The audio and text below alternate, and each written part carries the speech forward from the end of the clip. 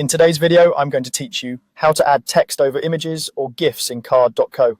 By the end, you'll have a clean, readable caption or headline sitting neatly on top of a photo or animated background ready to publish. Start in the card editor with your page open. You'll begin by adding a container, which is the section that will hold both your background and your text. Click the plus icon and choose container. In the container settings, set the background to image, then upload the photo you want to use. If you prefer a GIF, remember that animated backgrounds require a pro plan. For the best visual result, set the size to cover so your image fills the container without stretching, and adjust the position to keep the subject in frame. If your image has a clear focal point, set it to center, left or right, so nothing important gets cropped on different screen sizes.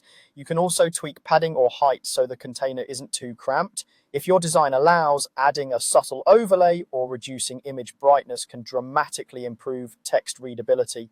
Next, place your text inside that same container. Click the plus icon again while the container is selected and choose text. Type your heading, caption, or short description. In the text settings, adjust the font, size, color, and alignment to match your brand and to keep it readable against the background.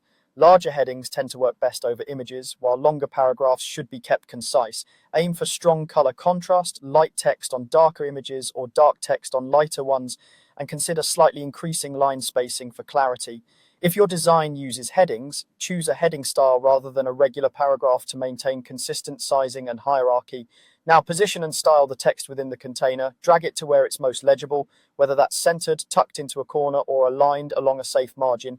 Use margins and padding to create breathing room so the text doesn't hug the edges. If your image is busy, a text shadow or subtle background behind the text can help it stand out without overpowering the design.